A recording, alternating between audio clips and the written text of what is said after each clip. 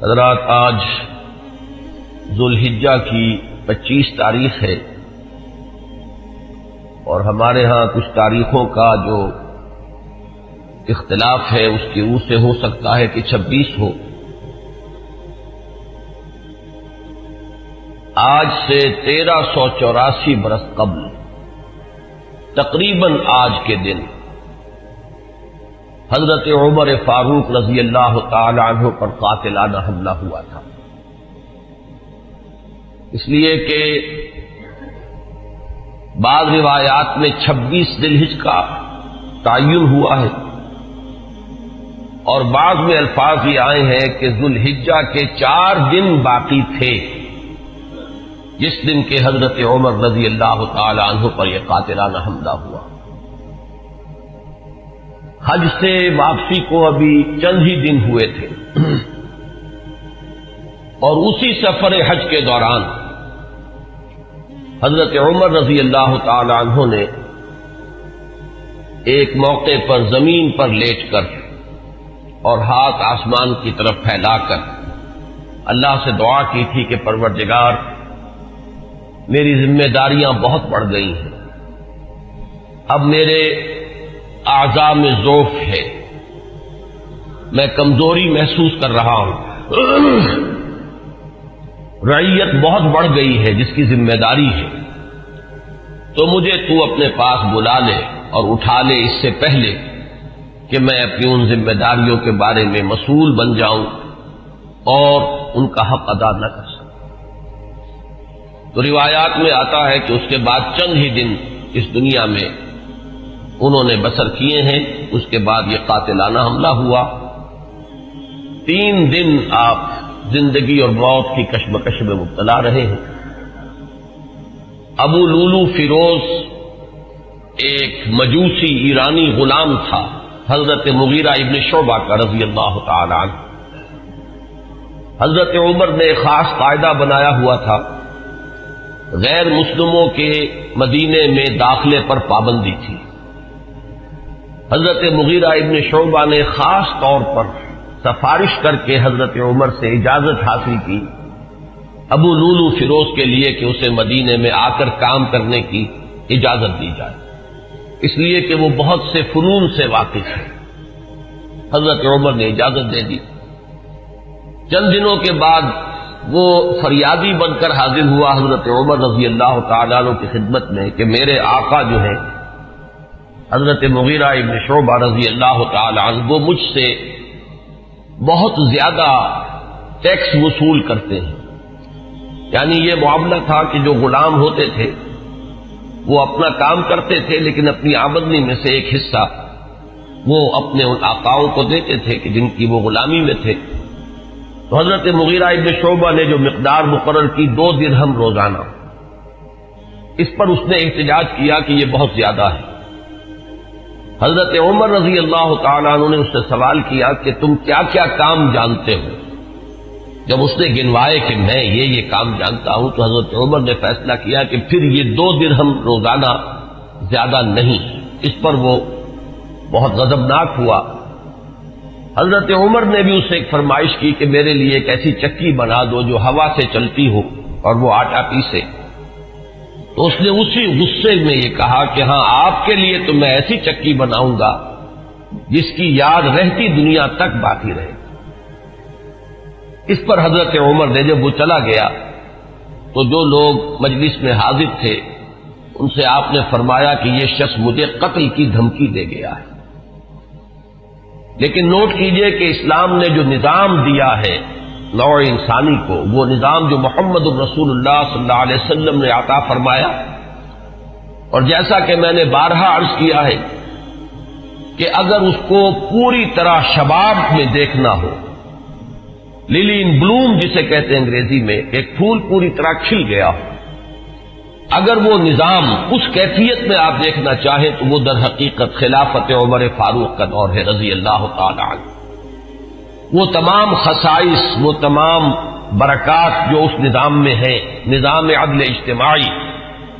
وہ اپنے نقطۂ عروج پر نظر آتے ہیں حضرت عمر فاروق رضی اللہ تعالی عنہ کے عہد خلافت میں۔ اسی نظام کا ایک پہلو یہ بھی ہے کہ انسان طبعاً آزاد ہے، اس کی آزادی پر کوئی قدغن، کوئی بندش بغیر کسی ثبوت کے نہیں لگائی جا سکتی۔ خود حضور صلی اللہ علیہ وسلم کے زمانے کا ایک واقعہ ہے کہ کسی شخص کو، مدینے کے کسی شخص کو کسی شبہ میں گرفتار کیا گیا۔ حضور خطبہ دے رہے تھے کہ ایک شخص نے کھڑے ہو کر کہا کہ میرے پڑوسی کو کس جرم کی پاداش میں گرفتار کیا گیا۔ حضور نے اعراض فرمایا، اس کی بات کا نوٹس نہیں لیا، دوسری طرف آپ نے رخ کر لیا، وہ ادھر پھر آ گیا، اس نے پھر سوال کیا تو حضور نے فوراً حکم دیا کہ اس کو رہا کر دیا جائے۔ یعنی یہ کہ اگر کوئی ثبوت موجود نہیں ہے تو معلوم ہوا حضور صلی اللہ علیہ وسلم کے اس طرز عمل سے کہ پھر واقعتاً اس کو گرفتار رکھنا، اسیری میں رکھنا، محبوس رکھنا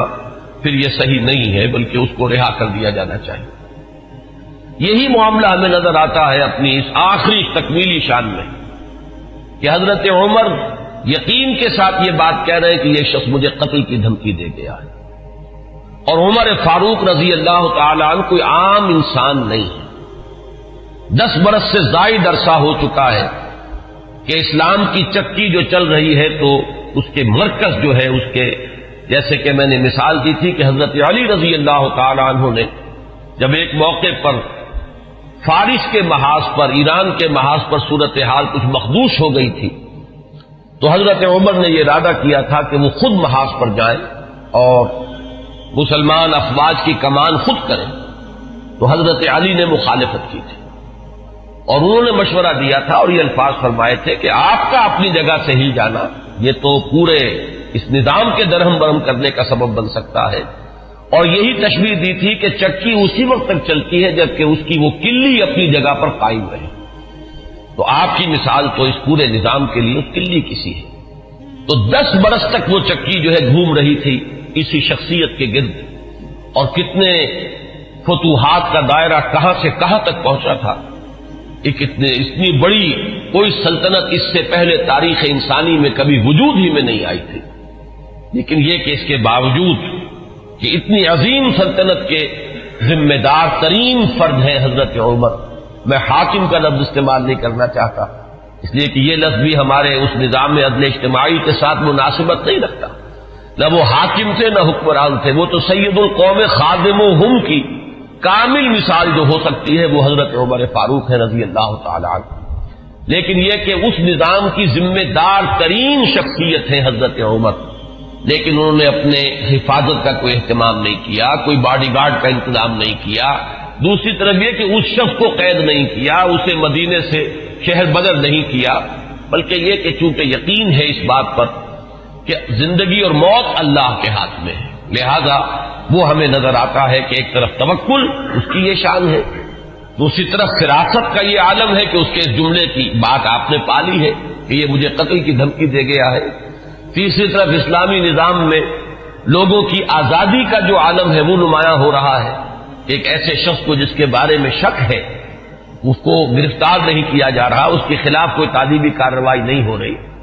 بہرحال اس شخص نے چند ہی دن کے بعد فجر کی نماز جب حضرت عمر فاروق ادا کرنے کے لیے آگے بڑھے ہیں اور آپ نے نیت باندھی، یہ شخص پہلی صف میں موجود تھا اور اس کا خنجر جو ہے 2 دھاری خنجر، دونوں طرف اس کے جو ہے وہ دھار تھی، اس کو اس نے حضرت عمر رضی اللہ تعالی عنہ پر جو وار کیے تو 6 وار حضرت عمر پر اس نے پے بپے کیے، حضرت عمر گر گئے رضی اللہ تعالی عنہ۔ حضرت عبد الرحمن ابن عوف نے مختصر ترین صورتوں کے ساتھ پھر وہ نماز فجر ادا کروائی۔ نماز کا یہ عالم ہے کہ یہ نہیں ہوا کہ وہ درہم برہم ہو گیا ہو نظام، لیکن یہ کہ چونکہ جیسے کہ میں ابھی یہ لفظ استعمال کر رہا تھا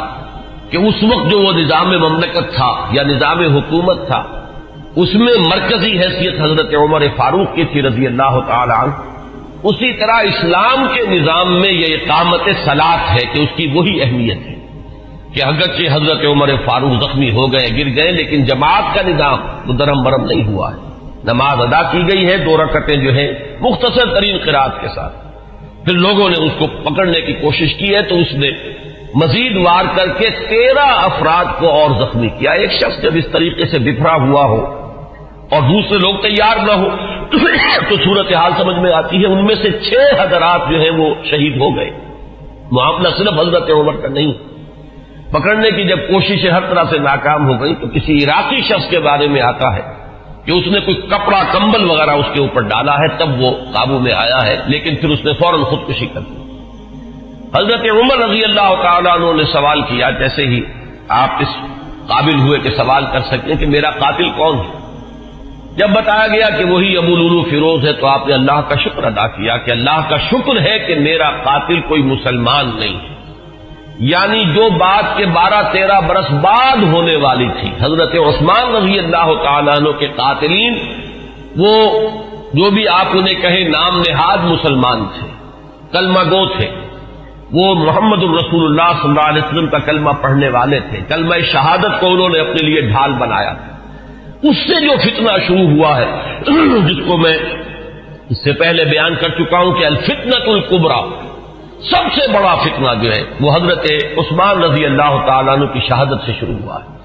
اس سے پہلے یہ معاملہ اگرچہ حادثۃ الکبریٰ تو اسے آپ کہہ سکتے ہیں, بہت بڑا حادثہ ہے, لیکن یہ ہے کہ اس سے کسی فتنے کا آغاز نہیں ہوا, بلکہ یہ کہ اس کے بعد بھی وہ چکی اسی طرح چلتی رہی. کم و بیش 10 برس ہے حضرت عثمان رضی اللہ تعالیٰ عنہ قید خلافت کے کہ وہ بھی اسی شان کے حامل ہے, وہی یکجہتی ہے, وہی امن و امان ہے. اسی طرح فتوحات کا سلسلہ جاری ہے. انقلاب محمدی علی صاحب الصلاۃ والسلام کا سیلاب جو ہے وہ بڑھ رہا ہے اسی شان سے, جو میں نے بارہا آپ کو سنایا ہے اقبال کا یہ مصرع کہ تھمتا نہ تھا کسی سے سیل رواں ہمارا. تو کم و بیش 10 برس اس کے بعد یہ کیفیت طاری رہی ہے, تو اس سے کسی بڑے فتنے کا آغاز نہیں ہوا. حضرت عمر رضی اللہ تعالیٰ عنہ پر یہ قاتلانہ حملہ ہوا ہے 26 یا یہ کہ 25, 26, 27 ان میں سے کوئی تاریخ ہوگی. 4 دن بقایا تھے. اب اگر 30 کا مہینہ ہو تو اس کی تاریخ اور بن جائے گی, 29 کا ہو تو کچھ بدل جائے گی. تقریباً وہ آج کا دن ہی پڑتا ہے, اور یہ ہے سن 23 ہجری. انتقال ہوا ہے تو پھر تدفین جو ہوئی, حضرت صہیب رومی رضی اللہ تعالی عنہ کے بارے میں وصیت تھی کہ وہ میری نماز جنازہ ادا کریں, اس کی امامت کریں. تو یکم محرم الحرام سن 24 ہجری کو تدفین ہوئی ہے. تدفین کا یہ واقعہ بھی بڑا اہم ہے, اور آپ سب حضرات کے علم میں ہوگا کہ حضرت عمر نے اپنے صاحبزادے عبداللہ ابن عمر رضی اللہ تعالی عنہما کو بھیجا حضرت عائشہ کی خدمت میں کہ میری بڑی خواہش ہے کہ آپ کے حجرے میں میں دفن ہو جاؤں جہاں محمد الرسول اللہ صلی اللہ علیہ وسلم اور حضرت ابوبکر صدیق رضی اللہ تعالی عنہ مدفون تھے. حضرت عائشہ نے فرمایا, اور اس سے جو مقام ان کی نگاہ میں تھا حضرت عمر کا وہ بھی ظاہر ہوتا ہے کہ کس طرح انہوں نے اثار کیا ہے, کس قدر ان کے لیے یہ مرحلہ کٹھن ہوگا فیصلے کا کہ اس حجرے میں صرف ایک قبر کی جگہ اور تھی. حضرت عائشہ نے فرمایا ام المومنین رضی اللہ تعالی عنہا کہ یہ جگہ میں نے اپنے لیے مخصوص کی ہوئی تھی, میں چاہتی تھی کہ میں خود یہاں دفن ہوں, اور اس میں کوئی حرج نہیں تھا, اس لیے کہ حضور دفن تھے وہاں, وہ آپ کے شوہر تھے. حضرت ابوبکر دفن تھے, وہ ان کے والد تھے. لیکن میں عمر کو اپنی ذات پر ترجیح دیتی ہوں, لہذا میں اجازت دیتی ہوں کہ حضرت عمر کو وہاں دفن کر دیا جائے. جب حضرت عمر کے پاس واپس آئے ہیں حضرت عبداللہ ابن عمر, اور آپ نے پوچھا ہے کہ کیا جواب لائے, اور جواب دیا گیا کہ اجازت ہو گئی ہے, تو فرمایا کہ یہ آخری آرزو تھی زندگی کی, اللہ کا شکر ہے کہ وہ پوری ہو گئی. یہ جو حادثہ فاجعہ ہے, جہاں تک اس کے تاریخی پس منظر کا تعلق ہے وہ میں نے بارہا بیان کیا ہے, اور وہ در حقیقت سمجھ میں آتا ہے فلسفہ انقلاب کی روشنی میں. اگر فلسفہ انقلاب سامنے ہو تو یہ تمام واقعات جو ہے آئسولیٹڈ ایونٹس کی حیثیت سے پھر سامنے نہیں آتے, علیحدہ علیحدہ واقعات اور حوادث نہیں ہے, بلکہ یہ کہ ان کے مابین ایک ربط جو ہے وہ سامنے آ جاتا ہے. یہی فرق ہے تاریخ اور فلسفہ تاریخ میں. تاریخ اپنی جگہ ایک شعبہ علم ہے, اور فلسفہ تاریخ اپنی جگہ ایک مستقل فن ہے. تاریخ میں واقعات جو ہے وہ پیش نظر ہوتے ہیں, اور فلسفہ تاریخ جو ہے وہ ان واقعات کا پس منظر, ان کے اسباب و علل, ان کے عواقب و نتائج, پھر ان کے مابین ربط اور تعلق جو ہے وہ ان کو تلاش کرتا ہے. ظاہر بات ہے کہ اس دنیا میں جو حوادث رونما ہوتے ہیں, جو واقعات ہیں, کوئی نہ کوئی ان کے اسباب کا سلسلہ ہوتا ہے. کہ جیسے آپ کو معلوم ہے کہ فساد خون ہے تو پھوڑا کہیں ادھر نکل آیا, کہیں ادھر نکل آیا, کہیں ٹانگ پہ نکل آیا, کہیں بازو پر نکل آیا. تو وہ علیحدہ علیحدہ پھوڑے نظر آتے ہیں، لیکن یہ کہ ایک طبیب جانتا ہے کہ در حقیقت یہ ایک ہی مرض ہے جس کا کہ یہ ظہور ہو رہا ہے، سبب ایک ہے، یہ سلسلہ اندر جو ہے جڑا ہوا ہے۔ تو فلسفہ انقلاب کے حوالے سے جو باتیں میں بارہا عرض کر چکا ہوں، میرا اصل میں آج کا اصل موضوع وہ نہیں ہے۔ میں آج تو اذکار فاروقی رضی اللہ تعالی عنہ، حضرت عمر کی سیرت کے بعض پہلو اور ان کی عظمت کا کچھ بیان کرنا چاہتا ہوں، اور اس کے لیے بھی آج کی میری تقریر جو ہے بالکل مختلف ہوگی کہ میں باضابطہ یہ کتاب لے کر آیا ہوں تاریخ الخلفاء سیوطی کی رحمہ اللہ، اور اس سے میں کچھ احادیث کچھ روایات پڑھ کر سنانا چاہتا ہوں، تاکہ صرف وہ ایک ہوائی قسم کی بات نہ ہو کہ جس کے بارے میں یہ گمان کیا جائے کہ یہ کسی خطیب کی خطابت ہے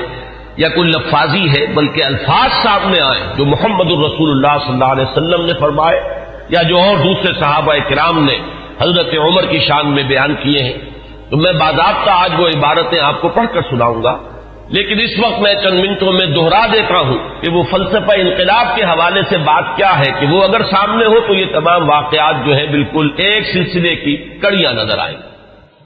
یہ میں نے بار عرض کیا ہے کہ انقلاب جو ہے اس کا خاصہ یہ ہے کہ پہلے وہ کسی ایک ملک میں آتا ہے، اور ایک بڑی جان گسل ایک جد و جہد ہے، اور بڑی طویل ایک جد و جہد ہے جس کے بعد انقلاب آتا ہے۔ اس لیے کہ انقلاب کے معنی چہروں یا ہاتھوں کا بدلنا نہیں ہے، بلکہ نظام کا بدلنا ہے۔ نظام جب بدلتا ہے تو جو سابق نظام کے اندر جن لوگوں کے مفادات وابستہ ہوتے ہیں، جن کا ویسٹڈ انٹرسٹ ہوتا ہے، وہ کبھی یہ برداشت نہیں کرتے ایک طبقے کی حیثیت سے کہ ان کے مفادات پر کوئی زد بڑھے۔ وہ اسٹیٹس کو چاہتے ہیں کہ جیسا ہے ویسا رہے، اس میں کوئی تبدیلی بنیادی طور پر اس نظام میں نہ آئے۔ یہ تو ہو جائے کوئی حرج نہیں کہ ایک چچا نہیں تو بھتیجا آ جائے، بھتیجا نہیں تو چچا آ جائے، ایک بھائی نہیں دوسرا بھائی برسر اقتدار آ جائے، ایک جاگیردار نہیں دوسرا جاگیردار آ جائے، بہرحال وہ اپنا ہی بھائی بند ہے، وہ جاگیرداروں کے مفادات ہی کو پیش نظر رکھے گا۔ ایک سرمایہ دار نہیں دوسرا سرمایہ دار آ جائے تو یہ تو ہو جائے کوئی حرج نہیں کہ گاؤں رفت اور خر آمد یا خر رفت و گاؤں آمد، اس میں کوئی حرج نہیں، لیکن کوئی بنیادی تبدیلی نہ ہو۔ انقلاب بنیادی طور پر نظام کو بدلتا ہے، لہذا بڑی زبردست جد و جہد اور کشمکش کے بعد یہ انقلاب دنیا میں آتا ہے۔ اس کے 6 مراحل میں نے بارہا بیان کیے۔ آخری چیز جو ہوتی ہے وہ یہ ہے کہ جب مخالف انقلاب قوتیں یہ دیکھتی ہیں کہ اب ہمارا بس نہیں چل رہا، یہ انقلاب تو اب جیسے آپ آج کل ایک الفاظ عوامی نعرے کے طور پر سنتے ہیں کہ آوے ہی آوے، کہ اب تو نظر آ رہا ہے کہ انقلاب تو آئے گا، اس کا کوئی راستہ روکنے والا نہیں ہے، تو آخری حربہ ان کا یہ ہوتا ہے کہ اس وقت وہ کونوں کھدروں میں دبک جاتے ہیں اور منتظر رہتے ہیں کہ پھر کبھی کوئی موقع آئے، کوئی بہت ہی مناسب موقع، کوئی اپارچن مومنٹ کہ اس پر پھر ہم ضرب کاری دوبارہ لگائیں۔ اس وقت دبک جاؤ، اس وقت جو ہے اپنے سر نیچے کر لو۔ اس کو کہتے ہیں کاؤنٹر ریولیوشنری موومنٹ۔ تو حضور صلی اللہ علیہ وسلم کی 20 سالہ جد و جہد کے نتیجے میں جب عرب میں انقلاب کی تکمیل ہو گئی تو مخالف انقلاب قوتوں نے بھی اس وقت جو ہے گردن جھکا دی۔ وہ منتظر تھے کہ پھر کوئی موقع آئے تو ہم کھڑے ہو جائیں اور پھر اس انقلاب کو ناکام کریں۔ یہ در حقیقت ہوا ہے پھر سیرت خلافت ابوبکر صدیق رضی اللہ تعالیٰ عنہ کے زمانے میں۔ حضور کا انتقال ہوا، مسلمانوں کے دل زخمی تھے، مسلمانوں کا مورال ظاہر بات ہے، اس کا آپ تصور کیجئے کتنا جو ہے اس وقت مجروح ہو چکا تھا۔ اس وقت پھر یہ قوتیں ابھری ہیں، ایک طرف تو نئے مدعیان نبوت کھڑے ہو گئے اسلام کی بیختنی کے لیے، دوسری طرف زکوٰۃ کے مانعین منکرین زکوٰۃ کا مطلب یہ نہیں ہے کہ انہوں نے زکوٰۃ کا انکار کیا تھا، صرف یہ کہتے تھے کہ ہم حکومت کو ادا نہیں کریں گے، اپنے طور پر کریں گے۔ یہ دو قوتیں جو ابھری ہیں دونوں کی دونوں اندرون ملک عرب سے ابھری ہیں، کوئی باہر کی قوت اس میں نہیں تھی بلکہ اندرون ملک عرب، کیونکہ ابھی تک انقلاب کی تکمیل بھی تو عرب ہی کی حد تک ہوئی تھی، تو جو مخالف انقلاب قوتیں وہ بھی وہیں سے ابھری۔ حضرت ابوبکر صدیق رضی اللہ تعالیٰ عنہ کے مناقب کا یہ بہت اہم باب ہے کہ ایک آئرن ول کے ساتھ، ایک آہنی عظیمت کے ساتھ، بلکہ یوں کہیے کہ کوہ ہمالیہ جیسی عظیمت کے ساتھ انہوں نے مقابلہ کیا اور ان تمام مخالف انقلاب تحریکوں کو اور قوتوں کو کچل کر، اور پھر انہوں نے ذمہ داری جو ہے سنبھالی حضرت عمر فاروق کو، اور بہت جلد وہ تو اللہ تعالیٰ کے حضور میں اور محمد الرسول اللہ صلی اللہ علیہ وسلم کی رفاقت کے لیے وہ آخرت میں روانہ ہو گئے۔ اب جو دور آیا ہے جس کا آغاز حضرت ابو بکر کے زمانے میں ہوا تھا، ویسے تو یہ کہ غزوہ تبوک اور غزوہ موتا حضور کی حیات طیبہ میں ہوئے ہیں، لیکن ابھی تک کوئی فتوحات کا دائرہ جو ہے حضور کے زمانے میں نہیں تھا۔ حضرت ابو بکر کے زمانے میں فتوحات کا معاملہ شروع ہوا، شام میں پیش قدمی ہوئی، کچھ عراق کے اندر بھی پیش قدمی ہوئی۔ یہ شام عرب، عراق عرب، اصل میں یہ عرب ہی کے ملک کے حصے ہیں جن پر کہ چونکہ زرخیز علاقے تھے تو اس وقت کی دو سپر پاورز نے قبضہ کیا ہوا تھا۔ شام عرب پر قبضہ تھا سلطنت روما کا، اور عراق عرب پر قبضہ تھا سلطنت فارس کا، تو اصل میں تو یہ عرب علاقے تھے۔ بہرحال حضرت ابوبکر صدیق کے زمانے میں فتوحات ہوئی، کچھ شام میں کچھ عراق میں۔ پھر اصل جو فتوحات کا سیلاب تھا وہ حضرت عمر کے زمانے میں آگے آیا ہے، اور اس میں آپ کو معلوم ہے پورا شام فتح ہوا، پورا ایران فتح ہوا، اور کہاں سے کہاں تک حدود پہنچ گئے۔ اب جو مخالف انقلاب قوتیں ابھری ہیں، ظاہر بات ہے کہ وہ اب بیرون سے تھیں۔ ایک اندرون سے سازش، یہودی سازش عبداللہ ابن سبا کی، اور دوسری طرف یہ کہ عجمی انتقام، اس لیے کہ جہاں تک تعلق ہے سلطنت روما کا، ایک تو یہ کہ وہ بالکل ختم نہیں ہوئی تھی، ابھی اس کے شمالی افریقہ کے مقبوضات بھی بقایا تھے، ابھی اس کے پاس جس کو آپ ایشیا مائنر کہتے ہیں، ایشیائی کوچک، وہ بھی باقی تھا، اس کے اور یورپین مقبوضات بھی ابھی باقی تھے، تو وہ بالکل ختم نہیں ہوئی تھی۔ صرف یہ ہے کہ یوں سمجھیے کہ ایک ٹانگ اس کی ٹوٹ گئی تھی کہ ویسٹ ایشیا سے تقریباً اسے بے دخل کر دیا گیا، جبکہ سلطنت ایران کا معاملہ یہ کہ وہ تو بالکل ختم ہو گئی، اس کی دھجیاں اڑ گئیں، اس کا کوئی وجود نہیں رہا۔ وہ جو سلسلہ چلا آ رہا تھا ان کے ہاں ایک شہنشاہی سلسلہ، وہ ختم ہو کر رہ گیا۔ اس اعتبار سے جو اصل رد عمل ہوا ہے اس مرحلے پر وہ ایران کی طرف سے ہوا ہے۔ ایرانی ویسے بھی شاہ پرست اور نسل پرست لوگ ہیں، ان کے اندر اپنی نسل کی برتری کا اور عربوں کی تحقیر کا جذبہ جو ہے یہ ہمیشہ سے پایا جاتا ہے کہ عربوں کو وہ کچھ تسلیم کرنے کو تیار ہی نہیں تھے۔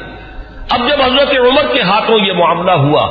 اور سلطنت کسریٰ جو ہے پارا پارا ہو گئی اور اس کا سلسلہ ختم ہو گیا، تو در حقیقت اب دوسرا انتقام جو ہے وہ آیا ہے یہ باہر سے۔ اور یہ جو معاملہ تھا حضرت عمر کی شہادت کا، یہ کوئی آئسولیٹڈ فیکٹ نہیں ہے، آئسولیٹڈ ایونٹ نہیں ہے، اگرچہ جیسے اس کو میں نے بیان کیا واقعات تو یہی ہیں، اس سے زیادہ جو ہے اس کا کوئی ثبوت تو تاریخ کے اندر جو ہے ہمیں نہیں مل سکے گا، لیکن یہ ہے کہ یہ سب کو معلوم ہے کہ جو گورنر تھا ایک ایرانی، وہ اس کی پشت پر تھا، اور اس گورنر ہی کی شہ پر اس نے یہ سارا اقدام کیا ہے، اور مجوسی تھا، ایرانی تھا، اس نے انتقام لیا ہے حضرت عمر فاروق رضی اللہ تعالی عنہ سے۔ اس کے بعد یہ بات آگے بڑھی، اور جیسا کہ میں نے عرض کیا کہ پھر یہودی سازش بھی جب سامنے آئی ہے، اور پھر یہودی سازش اور عجمی انتقام، یہ دونوں نے مل کر پھر وہ شکل اختیار کی ہے کہ جو الفتنۃ الکبریٰ حضرت عثمان رضی اللہ تعالیٰ عنہ کی شہادت جس کا نتیجہ نکلی۔ تو اگر اس کو آپ سمجھیں گے تو یہ بالکل سمجھ میں آنے والی بات ہے، یہ کوئی ایسا نہیں ہے کہ کوئی بالکل ہی یعنی انوکھی باتیں ہو، بلکہ یہ سمجھ میں آنے والی باتیں ہیں، تاریخ کے یہ حقائق ہیں، ان اصولوں کو سامنے رکھا جائے تو ہر چیز اپنے صحیح پرسپیکٹو میں نظر آ جاتی ہے۔ لیکن جیسا کہ میں نے عرض کیا، میں آج اس سلسلے میں کچھ زیادہ عرض نہیں کرنا چاہتا، میں یہ چاہتا ہوں کہ حضرت عمر کے مناقب میں آج آپ کو باضابطہ کچھ روایات پڑھ کر سناؤں اور ان کے ترجمے کے حوالے سے بات آپ کے سامنے رکھوں۔ سب سے پہلی بات ان کی شخصیت کے ضمن میں یہ ہے کہ اگرچہ ایک روایت تو یہ بھی ملتی ہے، علامہ ذہبی نے یہ رائے ظاہر کی ہے کہ حضرت عمر جب ایمان لائے ہیں تو ان کی عمر 27 برس تھی رضی اللہ تعالی عنہ، لیکن یہ کہ غالباً انہیں مغالطہ ہوا ہے۔ امام نووی رحمہ اللہ نے جو کچھ لکھا ہے وہ میں پڑھ کر سنا رہا ہوں۔ ولد عمر بعد الفیل ب13 سنہ، حضرت عمر رضی اللہ تعالیٰ عنہ کی ولادت ہوئی ہے عام فیل کے 13 سال بعد۔ یہ آپ کو معلوم ہوگا کہ عام الفیل جو ہے، جس سال کے ابرہہ نے حملہ کیا تھا خانہ کعبہ پر، وہ آیا تھا لے کر مکے پر چڑھائی کے لیے، اپنے ہاتھیوں کے ساتھ اپنا ایک لشکر جرار لے کر آیا تھا، اسی سال حضور کی ولادت باسعادت ہوئی۔ 13 برس بعد حضرت عمر کی ولادت ہے، گویا کہ جب آفتاب نبوت طلوع ہوا ہے، یعنی جب کہ وحی کا آغاز ہوا ہے، تو حضرت عمر رضی اللہ تعالیٰ عنہ کی عمر 27 برس تھی۔ اور چھٹے سال، اس پہ بالکل اتفاق ہے کہ چھٹے سال نبوت میں یعنی جبکہ حضور صلی اللہ علیہ وسلم کو آغاز وحی کو آپ پر 6 برس ہو چکے تھے، اس سال یہ ایمان لائے، اس میں کسی اختلاف کی گنجائش نہیں ہے، بلکہ یہ کہ حضرت حمزہ رضی اللہ تعالیٰ عنہ کا بھی کیونکہ سال ایمان لانے کا سال وہی ہے، لہذا اس میں ذرا سا مجھے آج تحقیق کرنی پڑی تو معلوم ہوا کہ حضرت حمزہ پہلے ایمان لائے ہیں، حضرت عمر بعد میں۔ فرق جو ہے وہ صرف 3 دن کا ہے، حضرت حمزہ 3 دن قبل ایمان لائے ہیں اور حضرت عمر رضی اللہ تعالی عنہ یہ 3 دن کے بعد ایمان لائے۔ تو جس وقت وہ ایمان لائے ہیں اس کا مطلب یہ ہے کہ 33 برس عمر تھی حضرت عمر رضی اللہ تعالی عنہ کی، اور جب آپ کا انتقال ہوا ہے، شہادت ہوئی ہے،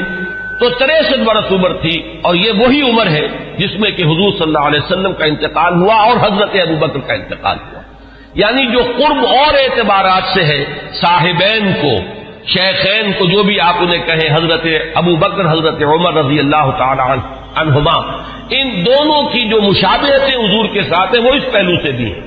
کہ اس دنیاوی زندگی جو ہے اس کا کی وہی مقدار ہے، اتنے ہی عرصے حضور اس دنیا میں رہے ہیں، اس حیات دنیاوی میں، اور اتنے ہی عرصے حضرت ابوبکر اور حضرت عمر رضی اللہ تعالی عنہما۔ اس کے بعد چند الفاظ جو امام نبوی کے ہیں وہ میں آپ کو پڑھ کر سنا رہا ہوں۔ وَكَانَ مِنْ أَشْرَافِ قُرَيْشِ، قریش کے انتہائی جو باعزت گھرانے ہیں ان میں سے ان کا تعلق ہے، یہ بنو عدی سے تعلق رکھتے تھے، اور 8ویں پشت میں حضور کے ساتھ سلسلہ نسب حضرت عمر فاروق رضی اللہ تعالی عنہ کا مل جاتا ہے۔ وَإِلَيْهِ كَانَتِ السِّفَارَةُ فِي الْجَاهِلِيَّةِ، اب ان کا جو مقام جاہلیت میں تھا، اس میں بھی سمجھیے ایام جاہلیت سے مراد ہے اسلام لانے سے پہلے جو ان کا مقام اپنے اس نظام میں تھا جو قبائلی نظام تھا عرب کے اندر، قریش میں ان کی حیثیت کیا تھی؟ تو وَإِلَيْهِ كَانَتِ السِّفَارَةُ فِي الْجَاهِلِيَّةِ كَانَتْ قُرَيْشُ إِذَا وَقَعَتِ الْحَرْبُ بَيْنَهُمْ أَوْ بَيْنَهُمْ وَبَيْنَ غَيْرِهِمْ بَعَثُوا سَفِيرًا أي رسولا وإذا نافرهم منافر أو فاخرهم مفاخر بعثوه منافرا أو مفاخرا۔ اب یہ قبائلی زندگی کا پورا نقشہ اس عبارت میں آ گیا ہے کہ جہاں کہیں کوئی جنگ ہوتی تھی، جھگڑا ہوتا تھا قریش کا خود اپنے اندر 2 گھرانوں کے مابین، یا قریش کا بحیثیت قبیلہ کسی دوسرے قبیلے سے، تو حضرت عمر کو سفیر کی حیثیت سے بھیجا جاتا تھا، یہ ان کا مقام ہے۔ اور اگر کہیں کوئی مفاخرت ہو جاتی تھی، کہیں کسی بڑے شاعر اور خطیب نے کھڑے ہو کر وہ اپنے قبیلے کے جو ہے مفاخر بیان کیے، تو وہاں پر پھر مقابلے کے لیے بھی،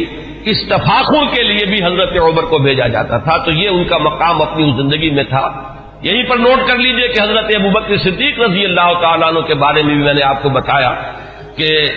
اسلام لانے سے قبل قریش میں ان کا یہ مقام تھا کہ دیت کے فیصلے وہ کرتے تھے۔ قبائلی زندگی میں سب سے زیادہ نازک معاملہ ہوتا ہے مقدمات قتل کا فیصلہ، اور ظاہر بات ہے کہ اگر کہیں اپنے گھرانوں کے اندر ہی قتل کا معاملہ ہو گیا ہے تو جان کے بدلے جان کے بجائے اس میں کوشش کی جاتی تھی کہ جو بھی خون بہا ہے وہ دے کر تو جو قاتل ہے کیونکہ اپنے ہی قبیلے کا فرد ہے اس کی جان بچائی جائے۔ اب اس میں تعین کرنا کہ کتنا خون بہا ہو، یہ کام جو ہے حضرت ابوبکر رضی اللہ تعالیٰ عنہ کے سپرد تھا۔ تو اس سے بھی اندازہ ہوتا ہے کہ ان کا مقام اپنے اس نظام میں جو پہلے سے قائم تھا وہ کیا تھا۔ بالکل اسی طرح کا معاملہ جو ہے وہ حضرت عمر رضی اللہ تعالیٰ عنہ کا۔ حضرت عمر کے اسلام کے بارے میں بہت سی روایات آپ نے سنی ہوں گی، اور میں بھی پہلے کئی مرتبہ بیان کر چکا ہوں۔ میں نے جو اس دور میں مزید مطالعہ کیا تو معلوم ہوا کہ بعض روایات اور بھی ہیں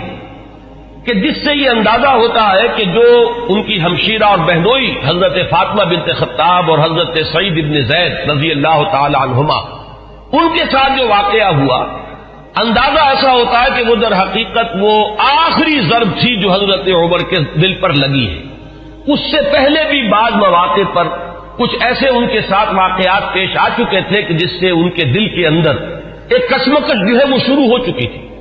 مثلا بعض روایات میں آتا ہے کہ ایک مرتبہ حضور صلی اللہ علیہ وسلم جب آ رہے تھے خانہ کعبہ کی طرف تو حضرت عمر نے بھی پیچھا کیا، اور وہ مخالفانہ انداز میں پیچھا کیا، لیکن حضور پہلے پہنچ چکے تھے، آپ نے نماز کے لیے نیت باندھ لی تھی، تو اب حضرت عمر جو ہے خاموشی سے سنتے رہے قرآن مجید،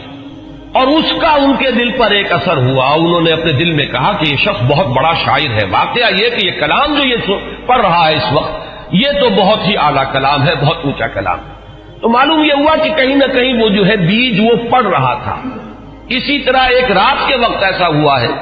کہ حضرت عمر کی کسی ہمشیرہ کو وہ ولادت کا مرحلہ درپیش تھا تو کسی دائی وغیرہ کی تلاش کے لیے وہ نکلے ہیں رات کو. اس وقت انہوں نے دیکھا کہ حضور اور آپ کے ساتھ چند اور لوگ ہیں جو کھڑے ہیں اور نماز پڑھ رہے ہیں. تو خانہ کعبہ کے پردوں میں چھپ کر آپ نے پھر حضرت عمر نے اس وقت وہ سنا کہ یہ کیا پڑھ رہے ہیں, اور اس سے بھی ان کا کہنا یہ ہے کہ میرے دل کے اندر ایک کشمکش شروع ہو چکی تھی. یہ بات جو ہے نفسیاتی اعتبار سے سمجھ میں آتی ہے. بسا اوقات ایسا ہوتا ہے کہ ایک شخص کے اوپر ایک کسی حقیقت کا انکشاف ہو رہا ہے تدریجن, لیکن ابھی وہ جو پچھلی عصبیتیں ہیں اپنے آبائی عقائد یا اپنے آبائی دین کے ساتھ جو ایک جذباتی تعلق ہے وہ ابھی اتنا مضبوط ہے کہ ریزسٹ کر رہا ہے, اندر ہی اندر وہ کشمکش جو ہے وہ جاری ہے. لیکن ان روایات سے یہ معلوم ہوتا ہے کہ وہ واحد واقعہ نہیں ہے جو اس وقت ہوا, بلکہ یہ کشمکش ہو رہی تھی. وہ آخری بات جو ہے جسے میں تشبیہ کہا کرتا ہوں کہ غبارے کو پھاڑنے والی چیز جو ہے وہ تو وہی واقعہ کہ جو حضرت فاطمہ کے ساتھ یعنی ان کے ہمشیرہ کے ساتھ پیش آیا ہے, ان کے اور ان کے بہنوئی اور بہن کے مابین, کہ حضرت عمر تو نکلے تھے فیصلہ کر کے کہ بس اب تلوار ننگی لے کر کہ حضور کا میں خاتمہ کر کے گھر واپس آؤں گا اور جو ہونا ہے ہو لے. لیکن یہ کہ یہ جو کلکل ہو رہی ہے اور یہ جھگڑا جو قریش کے اندر ہو گیا ہے, گھر گھر جو ہے فساد ہے, باپ بیٹے سے جدا ہو رہا ہے, بھائی بھائی سے کٹ گیا ہے, بیوی شوہر سے علیحدہ ہو رہی ہے, تو یہ فساد ہم کب تک برداشت کریں گے؟ تو جو اس فساد کا سبب ہے اس کو ختم کر دیا جائے, پھر دیکھا جائے گا جو ہوگا.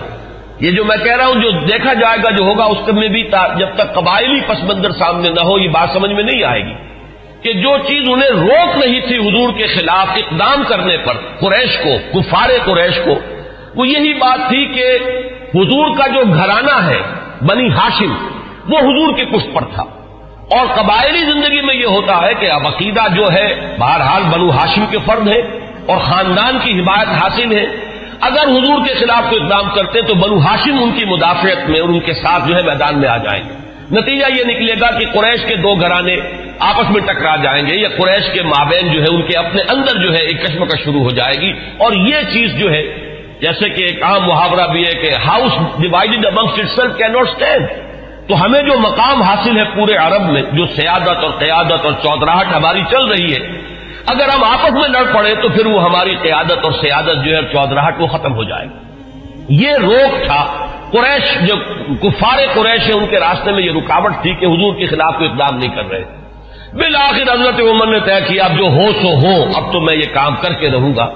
اس وقت وہ چلے ہیں, لیکن یہ کہ درمیان میں بعض روایات میں نام آتا حضرت حذیفہ رضی اللہ تعالی عنہ, اور غالباً یہ ابو سفیان کے بیٹے ہیں جو ایمان لا چکے تھے. حضرت عمر کو معلوم نہیں تھا. انہوں نے جب دیکھا کہ تیور جو ہے بہت ہی اس وقت عمر کے بدلے ہوئے ہیں, پوچھا کیا معاملہ ہے؟ کہ میں جا رہا ہوں کہ آج تو بس فیصلہ چکا کے آؤں گا اور محمد کو میں قتل کر دوں گا صلی اللہ علیہ وسلم. انہوں نے بڑی حکمت سے کام لے کر رخ موڑ دیا کہ تم پہلے اپنے گھر کی خبر تو لو, تمہاری بہن اور تمہارے بہنوں ایمان لا چکے. اب جو جلال کا عالم ہوا ہوگا عمر کا رضی اللہ تعالیٰ عنہ, اس کا آپ اندازہ کیجئے جس قدر غضبناک ہو کر وہ گئے ہیں. اور دروازہ جو ہے وہ دھڑدھڑایا تو وہ اندر اس وقت جو ہے حضرت خباب بن الارت آئے ہوئے تھے رضی اللہ تعالیٰ عنہ, اور وہ انہیں سورہ طٰہٰ ابھی نازل ہوئی تھی تو میاں بیوی جو ہے حضرت سعید ابن زید اور فاطمہ بنت خطاب جو ان کی زوجہ ہے حضرت سعید کی, انہیں وہ سورہ طٰہٰ پڑھا رہے تھے. تو اسی میں یہ پہنچ گیا, اندازہ ہو گیا عمر ہے. تو انہوں نے چھپایا حضرت خباب کو تو کہ ان کے تو آتے ہی شاید تھر ہی قلم کر دے. میں تو پھر بھی بہن ہوں اور یہ شوہر جو ہے نہ صرف یہ کہ بہنوئی ہے بلکہ چچا زاد بھائی ہے, اس لیے کہ حضرت عمر کے والد خطاب اور دادا نفیل ہی کے بیٹے تھے حضرت زید. میں حضرت اس لیے کہہ رہا ہوں اگرچہ وہ حضور پر وحی کے آغاز سے پہلے جو ہے ان کا انتقال ہو گیا, لیکن موحد کامل تھے وہ, اور ان کے بیٹے حضرت سعید. تو یہ چچا زاد بھائی ہیں آپس میں, تو چچا زاد بھائی بھی ہے بہنوئی بھی ہے, تو کچھ نہ کچھ پاس تو کرے گا. لیکن یہ کہ خباب بن الارت رضی اللہ تعالیٰ عنہ اس کا تو جو ہے سر قلم کر دیتے حضرت عمر. لیکن یہ کہ بہرحال اس کے بعد جو واقعہ وہ آپ نے اکثر نے سنا ہوگا, مارنا شروع کیا, بہنوئی کو مارا, لہو لہان کر دیا. بہن آئی ہے درمیان میں, اس کے ایک تھپڑ زور کا مارا ہے کہ پورا چہرہ جو ہے وہ خون سے آلودہ ہو گیا. اس حالت میں انہوں نے پھر جو ایک عزیمت کا اظہار کیا ہے کہ عمر چاہے تم ہمیں جان سے مار دو، لیکن یہ کہ اب یہ دین جو ہم نے اختیار کیا ہے، جس حق کا دامن ہم نے تھاما ہے، اب ہم اسے اپنے ہاتھ سے دینے کے لیے تیار نہیں۔ اس وقت اصل میں وہ آخری ضرب جس کو میں کہتا ہوں، وہ آخری ضرب اس وقت لگی ہے حضرت عمر کے دل پر، اور انہوں نے پھر یہ پوچھا کہ کیا پڑھ رہے تھے، مجھے بتاؤ تم وہ کلام کون سا ہے۔ اب حضرت فاطمہ کی جرأت دیکھیے رضی اللہ تعالی عنہ، ان کا کہ نہیں تم نجس ہو، مشرک ہو، پہلے تم پاک ہو تب لا یمسہ الا المطہرون۔ ان روایات میں یہ الفاظ آئے ہیں کہ استدلال کیا ہے اسی آیت سے حضرت فاطمہ نے کہ یہ کلام وہ کلام ہے سورہ واقعہ میں جو آیات آئی ہیں کہ انہ لقرآن کریم فی کتاب مکنون لا یمسہ الا المطہرون، اسے ہاتھ نہیں لگا سکتے۔ تو وہ صحیفے تھے اور آگ سے تھے، کچھ جن پر لکھی ہوئی تھی سورہ طٰہٰ، انہوں نے غسل کیا اور پھر وہ جیسے جیسے پڑھتے گئے معلوم ہوا کہ وہ حجابات جو رہے سہے تھے وہ بھی اترتے چلے گئے، تانا بانا جو ہے دل دھلتا چلا گیا، اور وہ پھر اس کے بعد حاضر ہوئے ہیں تو دروازے پر بیت ارقم میں جہاں حضور اس وقت مقیم تھے، دروازے پر حضرت حمزہ کا نام بھی آتا ہے کہ حضرت حمزہ بھی وہاں پہرے پر تھے جبکہ حضرت عمر پہنچے ہیں، لیکن یہ کہ پھر وہ ایمان لائے۔ تو یہ واقعہ جو ہے اور حضرت عمر کے مزاج کے بارے میں، یہ صدیقین اور شہداء اور ان کے خاص مزاج، یہ میں تفصیلاً پہلے بیان کر چکا ہوں، اس لیے اسے نہیں دہرا رہا۔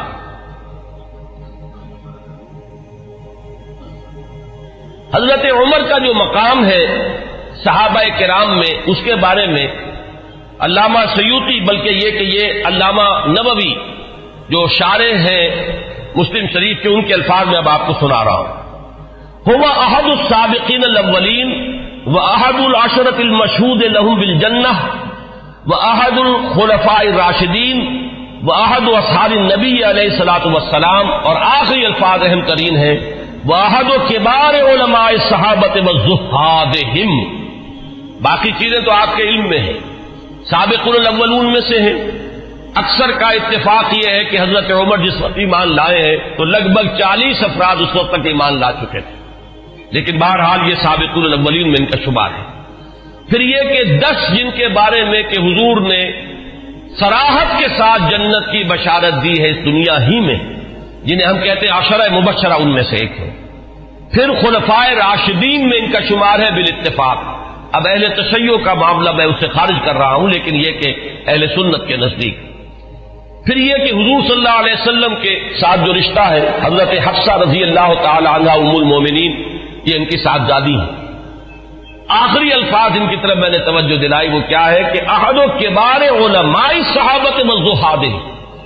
دونوں اعتبارات سے کہ وہ صحابہ کرام میں جو مختلف اوصاف کے اعتبار سے تقسیم کی جاتی ہے، مثلا بعض فقہائے صحابہ، علماء صحابہ، وہ صحابہ کے جن کو علم سے، تفقہ سے،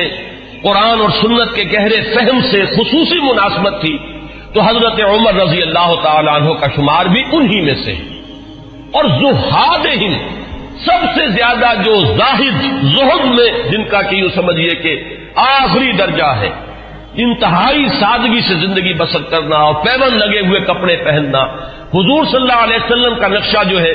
جو مدنی زندگی میں ہمیں نظر آتا ہے، ابتدائی مکی دور جو ہے اس میں تو حضور صلی اللہ علیہ وسلم کے لیے خاصی آسائشیں تھی اللہ تعالیٰ نے جو پیدا کر دی تھی،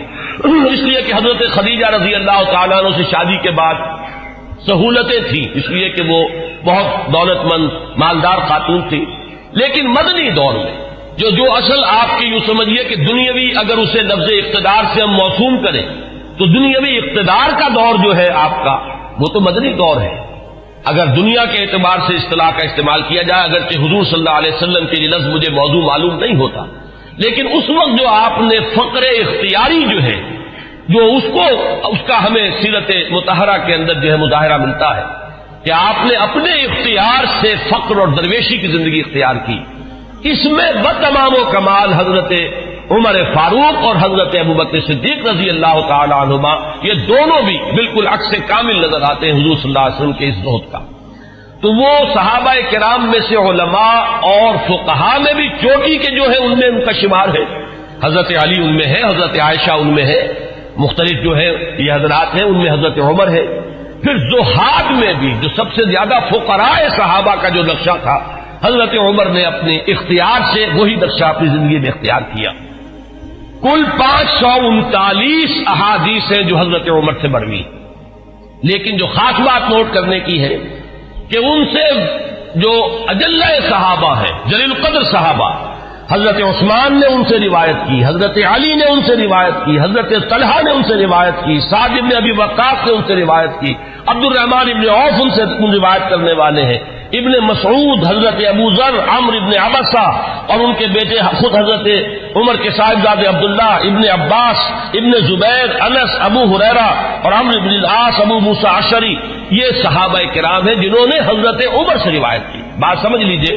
کہ ظاہر بات ہے کہ حضور کی صحبت میں ہر وقت تمام صحابہ تو نہیں رہتے تھے۔ اب ایک وقت میں حضرت عمر ہے اور حضرت عمر نے حضور سے کوئی بات سنی ہے، باقی صحابہ اس وقت موجود نہیں ہے، تو صحابہ بھی ایک دوسرے سے روایت کرتے ہیں۔ یہ نہیں ہے کہ صحابی سے صرف تابعی روایت کرے گا، بلکہ صحابہ بھی کہ جو ایک دوسرے سے جو روایت کرتے ہیں کہ جو بات ان صحابی نے جو راوی ہیں حضور سے براہ راست سنی اور وہ صحابی کے جو اس محفل میں نہیں تھے، تو ظاہر بات ہے کہ وہ پھر روایت کریں گے ان صحابی سے کہ جو حضور کی محفل میں تھے، جنہوں نے وہ الفاظ حضور صلی اللہ علیہ وسلم کی زبان مبارک سے خود سنے۔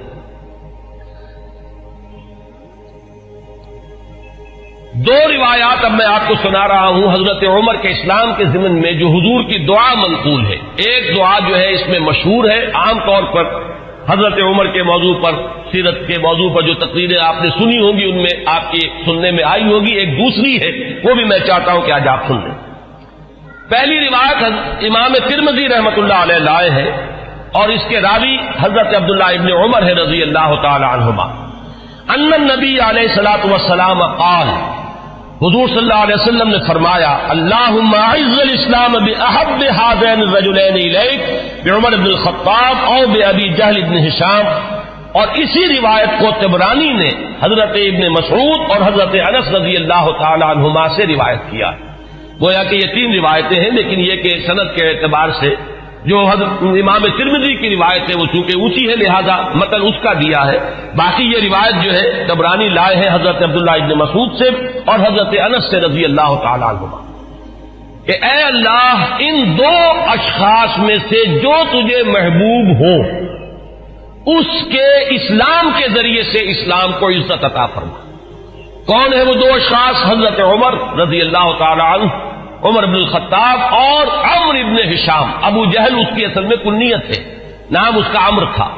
یہ عمر ہے وہ عمرو ہے۔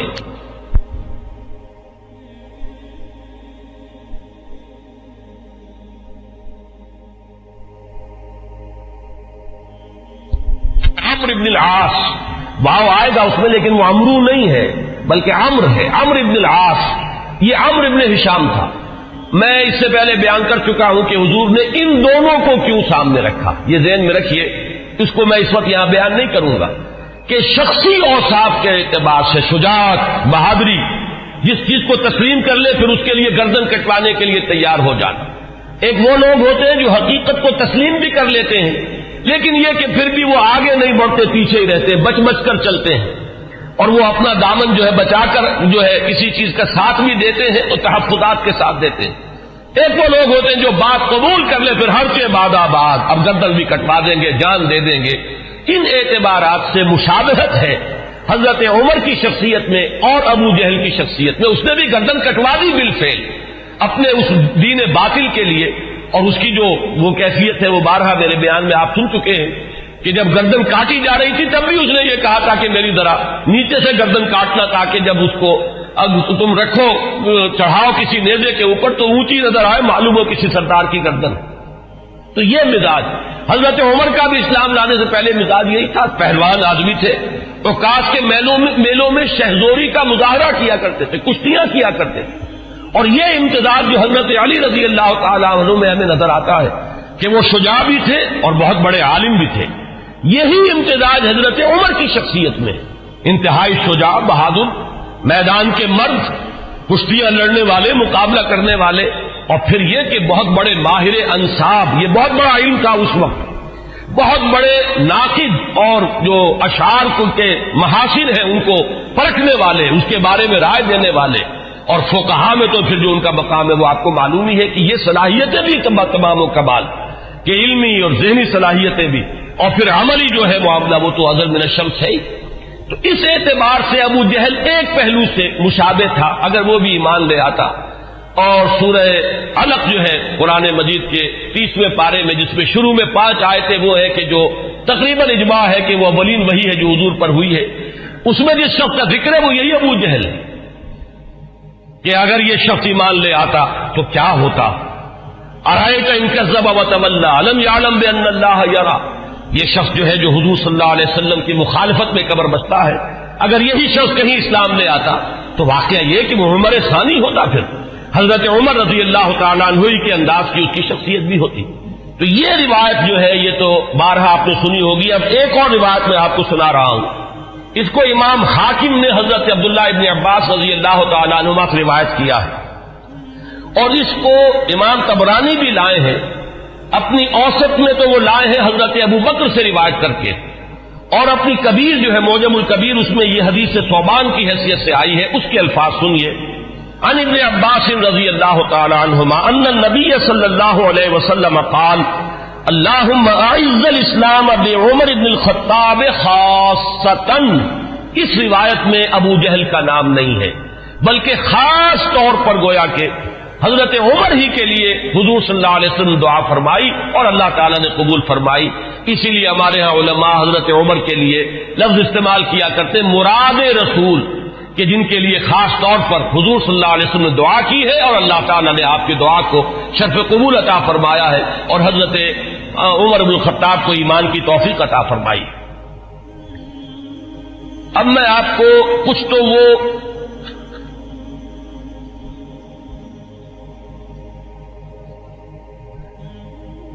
اس سے پہلے کہ میں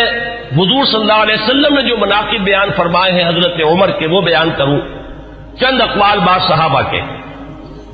اخرج ابن سعد عن ذکوان قال قلت لعائشہ من سمى عمر الفاروق قالت النبی صلی اللہ علیہ وسلم. یہ ابن سعد طبقات ابن سعد کی روایت ہے ذکوان سے. وہ کہتے ہیں کہ میں نے حضرت عائشہ ام المومنین عائشہ صدیقہ رضی اللہ تعالی عنہ سے سوال کیا یہ لفظ فاروق حضرت عمر کے نام کا جز کیسے بن گیا، کس نے نام رکھا فاروق حضرت عمر کا؟ حضرت عائشہ نے فرمایا خود حضور نے صلی اللہ علیہ وسلم. اس کی وجہ کیا ہے اگلے اقوال میں وہ آ جائے گی کہ جب حضرت عمر ایمان لائے ہیں تو پہلا شخص جس نے اپنے ایمان کا برملا اعلان کیا ہے اور جا کے نماز پڑھی ہے خانہ کعبہ میں کھلم کھلا وہ حضرت عمر ہے. گویا کہ انہوں نے حق و باطل کے مابین ایک حد فصل قائم کر دی، یا یوں کہیے کہ 2 ادوار ہیں مکی دور میں، ان 2 ادوار میں حد فاصل ہے، فرق کر دینے والے حضرت عمر ہے. باقی بات صحابہ کے اقوال میں آپ کو اور سنا رہا ہوں تاکہ ان کی بھی آپ کے سامنے جو کنٹینٹ ہے واضح ہو جائے. واخرج ابن ماجہ والحاکم عن ابن عباس رضی اللہ عنہما. امام ابن ماجہ یہ تو آپ کو معلوم ہے کہ صحاح ستہ میں شامل ہے، اور امام حاکم نے روایت کیا ہے حضرت عبداللہ ابن عباس رضی اللہ تعالی عنہما سے قال وہ فرماتے ہیں لما اسلم عمر رضی اللہ عنہ نزل جبرائیل فقال یا محمد صلی اللہ علیہ وسلم لقد استبشر اہل السماء باسلام عمر. جب حضرت عمر ایمان لائے تو حضرت عبداللہ ابن عباس فرماتے ہیں کہ حضرت جبرائیل حاضر ہوئے حضور کی خدمت میں صلی اللہ علیہ وسلم علیہ الصلوۃ والسلام، اور انہوں نے یہ فرمایا کہ اے نبی صلی اللہ علیہ وسلم آسمان والے بھی خوشیاں منا رہے ہیں عمر کے اسلام لانے سے. واخرج البخاری عن ابن مسعود رضی اللہ عنہ قال ما زلنا عزة منذ اسلم عمر رضی اللہ عنہ. حضرت ابن مسعود رضی اللہ تعالی عنہ سے روایت ہے، امام بخاری کی روایت ہے، یہ صحیح بخاری کی روایت. وہ فرماتے ہیں کہ جب ایمان لے آئے حضرت عمر تو پھر ہم پر کمزوری نہیں رہی، پھر ہم قوت والے ہو گئے، عزت والے ہو گئے. اب وہ بات نہیں رہی کہ ہم دبے دبے تھے، بلکہ ہماری بھی اب جو ہے ہمتیں بن گئی. ابن سعد کی روایت ہے طبرانی اور ابن سعد کی ابن مسعود سے رضی اللہ تعالی عنہ، یہ ان کا قول ہے. کان اسلام عمر فتحا وکانت ہجرتہ نصرا وکانت امامتہ رحمتا وَلَقَدْ رَأَيْتُنَا وَمَا نَسْتَطِيعُ أَن نُّصَلِّيَ إِلَى الْبَيْتِ حَتَّى أَسْلَمَ عُمَرُ فَلَمَّا أَسْلَمَ عُمَرُ قَاتَلَهُمْ حَتَّى تَرَكُونَا فَصَلَّيْنَا. حضرت عبداللہ ابن مسعود جو ہے یہ مناقب میں بیان فرما رہے ہیں، حضرت عمر کا اسلام لانا گویا کہ اسلام کی فتح تھی، ان کی ہجرت اسلام کی نصرت تھی، ان کی امامت اسلام کے حق میں رحمت تھی، اور ہم اپنے آپ کو دیکھتے تھے،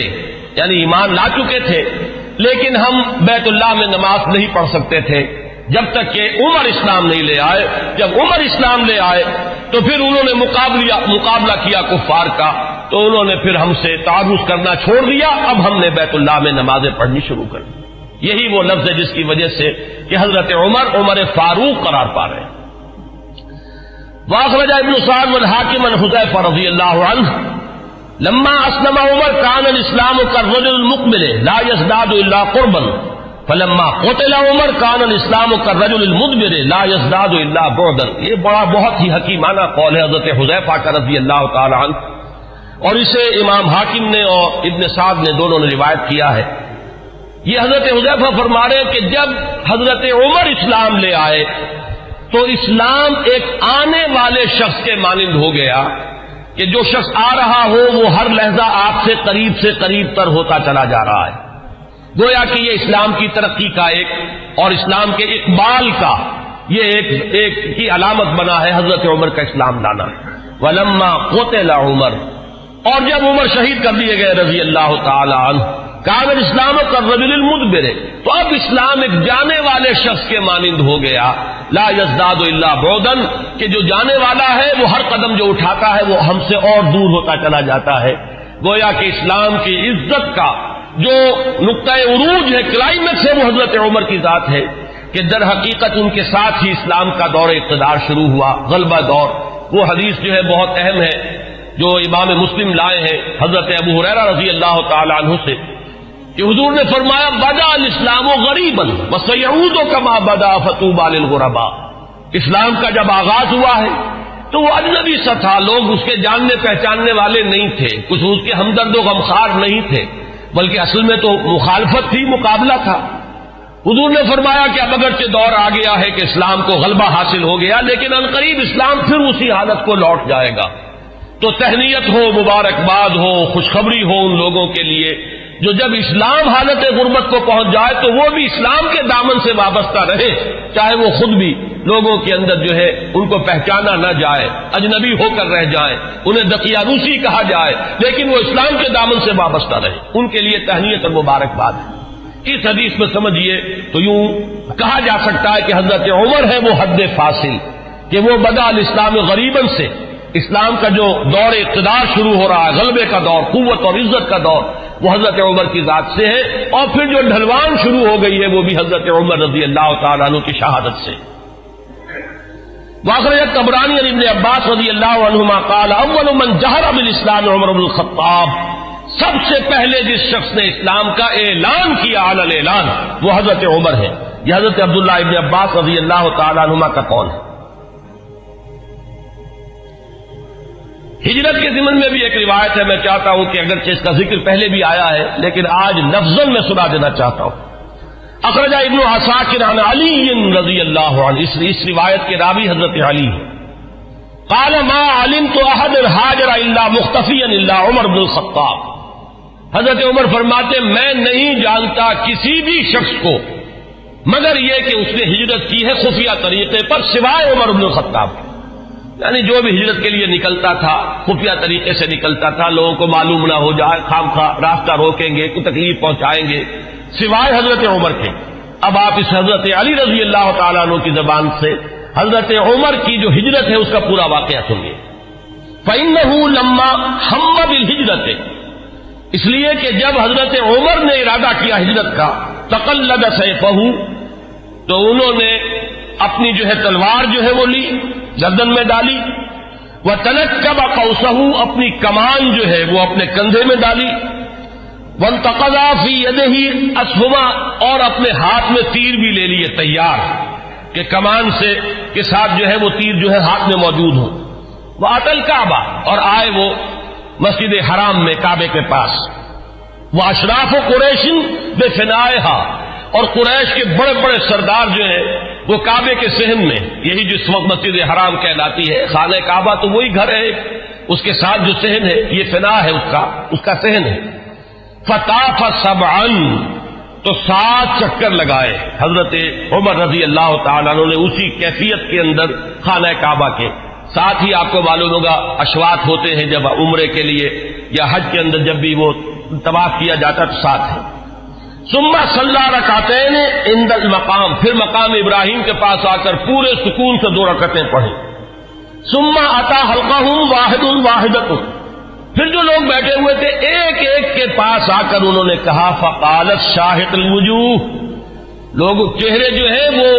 وہ کملا گئے، عزت ختم ہوئی. اور اس کے بعد فرمایا من اراد ان تسکلہ امہ او ییتم ولدہ او ترمل زوجتہ، جس شخص کی بھی یہ خواہش ہو کہ اسے روئے اس کی ماں اور یتیم ہو جائے اس کے بچے اور بیوہ ہو جائے اس کی بیوی، فلیلقنی وراء ھذا الوادی، تو وہ آئے اور اس وادی کے پیچھے ذرا مجھ سے مقابلہ کر لے. یہ اعلان کر کے ذرا الفاظ غور کیجئے، جس کا بھی ارادہ ہو، جو چاہتا ہو کہ اسے اس کی ماں روئے اور اس کے بچے یتیم ہو جائیں اور اس کی بیویاں یا بیوی جو ہے وہ بیوہ ہو جائے، تو ذرا آ جائے میرا مقابلہ کر لے. فرمایا حضرت علی فرماتے فما تبعہ منہم احد، ان میں سے کسی کو یہ جرأت نہیں ہوئی کہ وہ حضرت عمر کا پیچھا کرتا. اس کے بعد اب چند احادیث میں آپ کو سنا رہا ہوں جو حضرت عمر کی شان میں، اگرچہ امام سیوطی نے تو یہ بہت سے اس میں نقل کیے ہیں، لیکن میں یہ چاہتا ہوں کہ صرف صحاح کی جو روایات ہیں وہ آپ کو سناؤں. باقی یہ کہ ابن عساکر اور حاکم مختلف اور طبرانی یہ جو یعنی کتابیں حدیث کی ہیں جن کا درجہ بہرحال وہ نہیں ہے، وہ آپ میں سے جس کو بھی شوق ہوگا وہ اس کو اپنے طور پر مطالعہ کر لے گا. لیکن یہ روایات جو ہیں یہ تو متفق علیہ. اخرج الشیخان عن ابی ہریرہ رضی اللہ عنہ، اب یہ حضرت امام بخاری اور امام مسلم دونوں کی یعنی کا اتفاق ہے اس روایت پر. قال، حضرت ابو ہریرہ فرماتے ہیں قال النبی علیہ الصلوۃ والسلام، حضور صلی اللہ علیہ وسلم نے فرمایا بین انا نائم، کہ اسی اثناء میں کہ میں سویا ہوا تھا، رأیتنی فی الجنہ، میں نے اپنے آپ کو جنت میں پایا. یہ خواب کا ذکر فرما رہے ہیں حضور. فإذا امرأة تتوضأ إلى جانب قصر، تو میں نے دیکھا کہ ایک عورت، ایک خاتون ہے، ایک بہت بڑا قصر ہے، محل ہے، اس کے ساتھ کوئی لان ہوگا، پائن باغ ہوگا، اس میں وہ وضو کر رہی ہیں. قلت لمن هذا القصر، میں نے پوچھا، فرشتوں سے پوچھا ہوگا آپ نے، کس کا ہے یہ محل؟ قالوا لعمر، تو مجھے بتایا گیا کہ یہ عمر کا محل ہے. فذکرت غیرتک، اب یہ بات بھی حضور فرما رہے حضرت عمر سے کہ عمر اس وقت مجھے تمہاری غیرت کا احساس ہوا کہ گویا کہ وہ تمہاری زوجہ ہیں جنت میں جن کو میں نے دیکھا، تو مجھے اندازہ ہوا تمہاری تو بڑی غیرت ہے تمہاری طبیعت میں کہ میں نے تمہاری بیوی کو دیکھا اس وقت. تو حضرت فبلغت مدبرا، تو میں تمہاری غیرت کا خیال کر کے فوراً وہاں سے ہٹ گیا. فبکا عمر، حضرت عمر اس پر رو پڑے. وقال علیک غار یا رسول اللہ، تو انہوں نے فرمایا کہ حضور کیا میں آپ سے غیرت کروں گا؟ کیا اس کا کوئی امکان ہے کہ میری غیرت جو ہے وہ آپ کے معاملے کے اندر اس طریقے سے جانے؟ بہرحال اس حدیث نے حضرت عمر کا جو مقام ہے اس کو واضح کیا. پھر سنیے، اخرج الشیخان عن ابن عمر ان رسول اللہ صلی اللہ علیہ وسلم قال، یہ بھی متفق علیہ روایت ہے. حضور نے فرمایا بینا انا نائم شربت، میں ایک سویا ہوا تھا، خواب ہی میں نے پیا، یعنی اللبن، کیا پیا؟ دودھ پیا. حتی انظر الری یجری من اصفاری، اتنا پیا کہ وہ جو اس کے تر و تازگی اس سے پیدا ہوئی، میں نے محسوس کیا کہ اس کا اثر میرے ناخونوں تک پہنچ گیا. وہ تازگی جو ہے یا وہ قوت جو حاصل ہوئی اس سے وہ میرے ناخونوں سے ٹپک رہی ہے، بہہ رہی ہے. ثم ناولتہ عمر، پھر میں نے وہ پیالہ جو ہے وہ عمر کو دے دیا. قالوا فما اولتہ یا رسول اللہ، صحابہ نے پوچھا حضور آپ نے اس خواب کی کیا تعبیر کی؟ قال العلم، حضور نے فرمایا وہ پیالہ وہ علم کا پیالہ ہے جس سے میں نے سیر ہو کر پیا، اور پھر میں نے وہ پیالہ عمر کے حوالے کر دیا اور اس نے اس سے پیا. پھر سنیے تیسری حدیث، اخرجہ الشیخان، پھر اس حدیث کے راوی بھی دونوں ہیں امام بخاری امام مسلم. عن ابی سعید الخدری رضی اللہ عنہ، حضرت ابو سعید خدری فرماتے ہیں قال سمعت النبی صلی اللہ علیہ وسلم، حضور صلی اللہ علیہ وسلم سے میں نے خود سنا، یقول، یہ فرماتے ہوئے بین انا نائم رأیت الناس عرضوا علی وعلیہم قمص، میں سویا ہوا تھا، میں نے دیکھا بہت سے لوگ میرے سامنے پیش کیے گئے، انہوں نے قمیصیں پہنی ہوئی ہیں لیکن ان قمیصوں کا سائز جو ہے بڑا مختلف ہے۔ فمنها ما یبلغ الصدع، ان میں سے کچھ ایسے بھی تھے کہ جن کی قمیضیں صرف سینے تک پہنچتی تھیں۔ ومنها ما یبلغ دون ذلك، بہت سے ایسے تھے جن کی قمیضیں لمبی تھیں، اس سے زیادہ تھیں۔ وعرض علی عمر، اور اب میرے سامنے عمر کو پیش کیا گیا، وعلیہ قمیص یجرہ، ان پر اتنی لمبی قمیص تھی، اتنی لمبی قمیص پہنی ہوئی تھی، زیب تن کیے ہوئے تھے کہ وہ اسے گھسیٹ رہے تھے، یعنی وہ پیچھے پیچھے جو ہے، جیسے کہ پچھلے زمانے کے اندر بادشاہوں کا رواج ہوتا تھا ان کے، اور یہ ہمارے ہاں بھی جو جانگلیوں میں آپ نے دیکھا ہوگا تہمت جو ہے وہ زمین میں گھسٹتا ہوا چلے اپنے فخر اور غرور کے اظہار کے لیے، وہ نقشہ جو ہے کہ وہ اپنے اس قمیص کو گھسیٹ رہے ہیں۔ قالا، لوگوں نے پوچھا، قالوا فما اولتہ یا رسول اللہ، حضور آپ نے اس کی کیا تعبیر فرمائی؟ قالا دین، حضور نے فرمایا دین ہے یہ، لوگوں کے حصے میں دین کے مختلف حصے آئے ہیں، کسی کے پاس بہت ہے، کسی کے پاس کم ہے، کسی کے پاس زیادہ ہے۔ حضرت عمر رضی اللہ تعالی عنہ کو اللہ تعالی نے دین کی دولت سے جس درجے سرفراز فرمایا وہ اس حدیث میں اس تمثیل سے واضح ہوئی۔ پھر سنیے، یہ بھی پھر متفق علیہ روایت ہے، یہ میں چاہتا ہوں کہ آپ حضرات کے سامنے یہ چیزیں آئیں تو اس پوری سند کے ساتھ آئیں، کس درجے کی یہ روایات ہے، یہ کہانیاں نہیں ہیں، یہ صرف زور خطابت نہیں ہے کہ جو لوگ اپنے انداز کے اندر آپ حضرات کے سامنے بیان کرتے ہوں، بلکہ یہ کہ یہ حقائق ہیں وہ کہ جو ہمارے ہاں مستند ترین،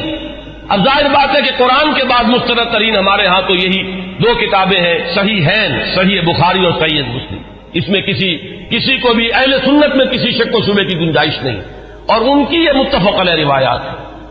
اس کے راوی حضرت سعد بن ابی وقاص رضی اللہ تعالی عنہ قال قال النبی علیہ الصلوۃ والسلام یا ابن الخطاب، حضرت سعد بن ابی وقاص فرماتے ہیں کہ حضور صلی اللہ علیہ وسلم نے فرمایا، اے خطاب کے بیٹے رضی اللہ عنہ، والذی نفسی بیدہ ما لقیک الشیطان سالکا فجا قط الا سلک فجا غیر فجک، اے خطاب کے بیٹے میں یہ دیکھتا ہوں کہ جس راستے سے تو چل رہا ہوتا ہے شیطان جو ہے اس راستے سے کنی کترا کر کسی اور گھاٹی میں سے نکل جاتا ہے، یعنی وہ آمنا سامنا کرنے کی قوت نہیں رکھتا ہے عمر تمہارے ساتھ۔ اب روایت جو ہے یہ صرف بخاری کی ہے، متفق علیہ نہیں، لیکن اصح الکتب بعد کتاب اللہ تو یہ صحیح بخاری ہے۔ عن ابی ہریرہ قال النبی علیہ الصلوۃ والسلام لقد كان فيما قبلكم من الامم ناس محدثون فإن يكن في امتي احد فإنه عمر، حضرت حضور صلی اللہ علیہ وسلم کا فرمان کیا ہے؟ حضرت ابو ہریرہ راوی ہے کہ حضور نے فرمایا کہ تم سے پہلی جتنی امتیں گزری ہیں، جتنے رسولوں کو اللہ تعالیٰ نے امتیں عطا فرمائی، ان میں محدث ہوتے تھے۔ محدث وہ ہے، اس کو میں نے پہلے بھی کبھی عرض کیا تھا کہ یہ لفظ جو ہے زبر اور زیر کے فرق سے بہت اس کے اندر معنی کا جو ہے فرق واقع ہو جاتا ہے۔ محدث یہ تو ہمارے ہاں محدثین کرام، امام بخاری، حدیث نبوی کے ماہرین عالمین،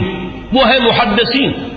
اور محدث وہ شخص ہوتا ہے جس سے اللہ کلام کرے، جسے اللہ کی طرف سے الہام ہوتا ہو، وہ محدث ہے۔ حضور نے فرمایا کہ تم سے پہلے جتنی امتیں بھی گزری ہیں ان میں محدث ہوتے تھے،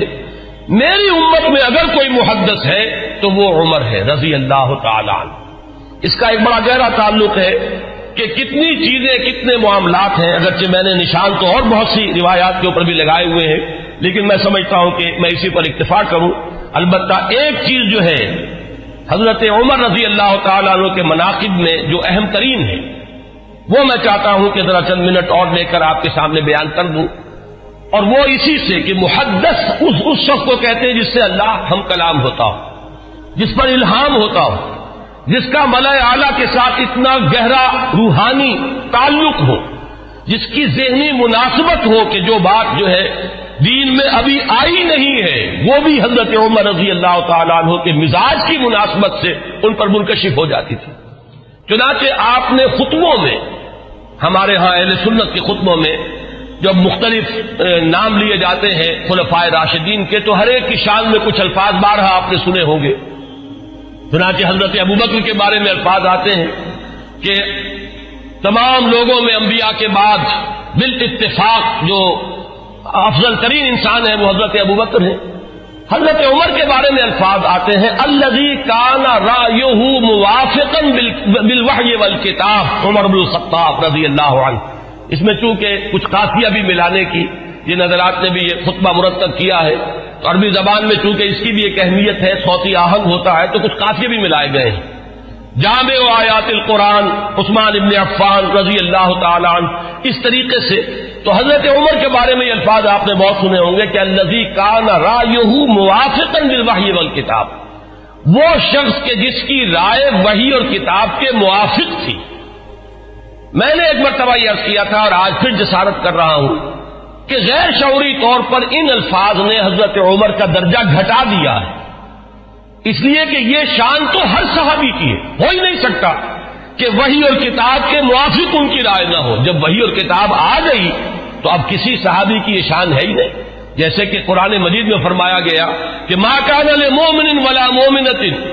اذا قضى الله امرا ان يكون لهم الخيرة في امره، جب اللہ اور اس کے رسول کی طرف سے کوئی فیصلہ صادر کر دیا جائے پھر کسی مومن اور مومنہ کے لیے یہ ممکن ہی نہیں ہے کہ اس کے بعد بھی وہ کوئی اپنا اختیار سمجھے اور اپنی کوئی رائے علیحدہ رکھے. تو اس حد تک تو حضرت عمر کی بات بھی اگر ہے تو وہ تو تمام صحابہ کے ساتھ ہے. اصل شان تو یہ ہے کہ الذی کان الوحی والکتاب موافقا برائیہ، حضرت عمر کی شان یہ ہے کہ وحی اور کتاب نازل ہوئی ہے ان کی رائے کی موافقت میں. ایک رائے ان کی طرف سے پہلے آئی ہے اور کلام اللہ میں وہ حکم اس کے مطابق نازل ہو گیا ہے. ظاہر بات ہے کہ اس کا سبب نزول یہ نہیں ہے کہ حضرت عمر نے یہ فرمایا معاذ اللہ، لیکن یہ کہ وہ موافقت نزول سے قبل کی مناسبت، وہ ذہنی اور باطنی اور روحانی اور قلبی جو مناسبت حضرت عمر کو حاصل تھی اس حقیقت کے ساتھ، اس کی وجہ سے جو بات آپ کے ذہن میں آتی تھی اسی کے مطابق قرآن مجید میں پھر حکم نازل ہو جاتا تھا. امام عبداللہ شیبانی نے 21 اس کی مثالیں دی ہیں، جس کو کہ یہاں اس وقت جو ہے میں ظاہر بات ہے کہ نقل نہیں کر سکتا. ان میں سے 5-6 جو بہت اہم ہیں وہ میں گنوا رہا ہوں. سب سے پہلی بات یہ کہ حضرت عمر نے یہ فرمایا تھا، عرض کیا تھا حضور صلی اللہ علیہ وسلم سے لَاتَّخَذْنَا مِن مقام ابراہیم مصلی، حضور کیا ہی اچھا ہو اگر ہم مقام ابراہیم کو اپنی جائے نماز بنائیں، ہم یہاں پر نماز ادا کیا کریں. فنزلت، اور اس کے بعد یہ آیت نازل ہو گئی وَاتَّخِذُوا مِن مقام ابراہیم مصلی. یہ الفاظ جو ہے تقریباً بالکل وہی ہے کہ جو الفاظ حضرت عمر نے اپنے قول میں استعمال کیے تھے بالکل اسی کے مطابق یہ وہی نازل ہوئی. اسی طرح دوسری بات حضرت عمر ہیں جنہوں نے حضور صلی اللہ علیہ وسلم سے فرمایا، عرض کیا تھا یا رسول اللہ يدخل على نسائك البر والفاجر فلو امرتهن يحتجبن، کہ حضور آپ کے گھروں میں مومن بھی آتے ہیں، منافق بھی آ جاتے ہیں، نیک بھی آتے ہیں اور فاسق قسم کے لوگ بھی آ جاتے ہیں، تو کیا ہی اچھا ہو اگر آپ اپنی ازواج کو پردے کا حکم دیں. فنزلت آیت الحجاب، اس کے بعد جو ہے وہ حجاب والی آیت نازل ہو گئی. نمبر 3 واجتمع نساء النبی علیہ الصلوۃ والسلام فی الغیرہ قلت، حضرت عمر یہ فرماتے ہیں کہ جب حضور صلی اللہ علیہ وسلم کے ازواج مطہرات نے وہ ایکا کر لیا تھا، یہ واقعہ ہے جو آتا ہے سیرت میں، حضور صلی اللہ علیہ وسلم سے نان نفقے کے مطالبے کے لیے کہ کچھ ہمارا بھی جو ہے روزینہ بڑھا دیا جائے، کچھ ہمارے لیے بھی وسعت ہو جانی چاہیے. جیسے حضرت فاطمہ حاضر ہوئی تھی حضور کی خدمت میں کہ اب تو عام لوگوں کے گھروں کے اندر جو ہے بڑی خوشحالی ہے تو مجھے بھی کوئی کنیز یا غلام عنایت ہو جائے. اسی طرح ازواج مطہرات کا معاملہ ہے، انہوں نے بھی اسی دلیل سے کہ اب تو عام لوگوں کے گھروں کے اندر بڑی خوشحالی ہو گئی ہے تو کچھ نہ کچھ ہمیں بھی وسعت اور کشادگی کا انتظام کر دیا جائے. تو جب یہ معاملہ ہوا تو حضرت عمر نے یہ کہا تھا، جو الفاظ فرمائے تھے اس کے مطابق وہ آیت نازل ہوئی عسى ربه ان طلقكن ان يبدله ازواجا خيرا منكن. یہ تیسری مثال ہے. چوتھی مثال، بدر کے اسیروں کے ضمن میں جب مشورہ ہوا حضرت عمر کی رائے یہ تھی کہ ان سب کو قتل کیا جائے. نہ صرف یہ کہ قتل کیا جائے بلکہ جو بھی رشتہ دار ہو کسی اسیر کا مسلمانوں میں سے قریب ترین رشتہ دار وہ اپنے ہاتھ سے اسے قتل کرے. اگرچہ حضور صلی اللہ علیہ وسلم پر تو آپ کو معلوم ہے کہ غلبہ تھا، رافت، رحمت، شفقت، نرمی، اسی لیے قرآن مجید میں 2 جگہ وہ آیت نازل ہوئی ہے کہ حضور سے فرمایا اللہ نے کہ نبی آپ کی نرمی کے یہ لوگ حقدار نہیں ہیں، یہ کفار اور منافقین، آپ کی نرمی اہل ایمان کے حق میں ہو تو کیا کہنے ہیں، مطلوب ہے، لیکن یہ آپ کی نرمی سے جو بیجا فائدہ اٹھا جاتے ہیں کفار و منافقین، تو ذرا آپ اپنی طبیعت میں ان کے لیے سختی پیدا کیجیے۔ یا ایھا النبی جاہد الکفار والمنافقین واغلظ علیہم، 2 جگہ پر یہ آیت آئی ہے، سورہ تحریم میں بھی ہے، سورہ توبہ میں بھی ہے۔ تو وہی بات جو ہے یہاں پر ہوئی تھی کہ حضور کی طبیعت میں بھی غلبہ تھا، اور حضرت ابوبکر انتہائی رقیق القلب، حضور صلی اللہ علیہ وسلم کی سیرت کے اس اعتبار سے عکس کامل، وہی شفقت اور رحمت، ارحم امتی بے امتی ابوبکر واشدہم فی امر اللہ عمر، وہی معاملہ یہاں تھا۔ تو بہرحال جب یہ فیصلہ ہو گیا کہ انہیں فدیہ لے کر چھوڑ دیا جائے، تو پھر قرآن مجید میں جو آیت نازل ہوئی سورہ انفال میں ہے، وہ آپ کے علم میں ہوگا کہ اس میں توثیق ہوئی حضرت عمر کی رائے کی۔ اسی طریقے سے شراب کی حرمت کے ضمن میں حضرت عمر رضی اللہ تعالیٰ عنہ نے پہلے سے کہنا شروع کر دیا تھا، اور بار بار وہ دعا کرتے تھے اللہ اس شراب کے ضمن میں تو آخری اور حتمی اور جو فیصلہ کن حکم ہے وہ نازل فرما دے۔ تو اس کے بعد اللہ تعالیٰ نے اس کی آخری حرمت کا جو ہے وہ فیصلہ فرمایا، اس کی جو آیت جو ہے وہ نازل ہوئی۔ ایک اور اہم مقام ہے، یہ ابن ابی حاتم لائے اپنی تفسیر میں حضرت انس سے، قال عمر، اور حضرت عمر رضی اللہ تعالیٰ عنہ خود اس کے راوی ہیں، وافقت ربی فی 40، یہاں حضرت عمر فرما رہے ہیں 4 چیزوں میں میرے رب کے ساتھ میری کامل موافقت ہو گئی کہ جو بات میرے ذہن میں آئی، بلکہ یہاں تو میں جو مثال دے رہا ہوں جو زبان پر آ گئی حضرت عمر کے، بالکل وہی جو ہے وحی کے اندر الفاظ نازل ہو گئے۔ تو وہ فرماتے ہیں کہ نزلت هذه الآیہ، جب یہ آیت نازل ہوئی ہے سورہ مومنون میں ہے، وَلَقَدْ خَلَقْنَا الْإِنسَانَ مِنْ سُلَالَةٍ مِنْ طِينٍ ثُمَّ جَعَلْنَاهُ نُطْفَةً فِي قَرَارٍ مَكِينٍ ثم خلقنا النطفة علقة فخلقنا العلقة مضغة فخلقنا المضغة عظاما فكسونا العظام لحما ثم انشأناه خلقا آخر۔ جب یہ آیات نازل ہوئیں تو میری زبان پر فوراً الفاظ جاری ہو گئے، فتبارک اللہ احسن الخالقین، اور بین ہی یہی الفاظ بعد میں قرآن مجید میں بھی وحی کے ذریعے سے نازل ہو گئے۔ یہ میں نے صرف آپ کو 6 مثالیں سنائی ہیں، 21 مثالیں ہیں اس طرح کی کہ جو عبداللہ شیبانی رحمہ اللہ نے اپنی کتاب میں جو ہے اس کو درج کیا ہے کہ بالکل ذہن یوں سمجھیے کہ ایک ذہن ہے، ایک مزاج ہے، ہم آہنگی ہے، حقیقت تک اتنی رسائی ہو چکی ہے، اتنا قرب ہو چکا ہے کہ بالکل سوچ وہی ہے، بلکہ یہ کہ نزول کے بعد تو ظاہر بات ہے کہ ہر صحابی کی وہی سوچ ہوتی تھی، لیکن یہ ہے کہ پہلے سے ذہن کا اس درجے ہم آہنگی اختیار کر لینا، یہ حضرت عمر رضی اللہ تعالیٰ عنہ کے مناقب میں سے یہ بھی ایک بہت اہم پہلو ہے۔ آج اسی پر اتفاق کر رہا ہوں۔ آئندہ کے بارے میں میرا ایک خیال ہے، جمعے کی ان تقاریر کے ضمن میں ایک رہتا ہے مسئلہ کہ اب کس موضوع کو اختیار کیا جائے۔ میرا ارادہ یہ ہے کہ آئندہ سے جو سب سے اہم اور بنیادی موضوع ہے ہمارے دین کا، ایمان اور اس کی حقیقت اور اس کے لوازم اور اس کے تقاضے، اور اس میں بڑی اہم بحثیں ہیں کہ ایمان کا عمل سے کوئی تعلق ہے یا نہیں، اور ہے تو کیا ہے، ایمان کا لازمی نتیجہ جہاد ہے یا نہیں، وہ اس کے لیے کیا دلیل ہے، ایمان کا مادہ کیا ہے، اس کے لفظی معنی کیا ہے۔ میں انشاءاللہ تعالیٰ ایک سلسلہ تقاریر اس موضوع پر شروع کروں گا تاکہ جو بنیادی ہمارے دینی تصورات ہیں ان میں اگر کہیں کوئی کمی ہے تو وہ اللہ تعالیٰ اس کے ذریعے سے پوری کر دے، اور پھر ہمارے اندر وہ جذبہ ابھرے کہ جو ایمان کے اصل تقاضے ہیں ان کو ہم ادا کرنے کے لیے کمر بستہ ہو جائیں۔ اقول قولی ھذا واستغفر اللہ لی ولکم ولسائر المسلمین والمسلمات۔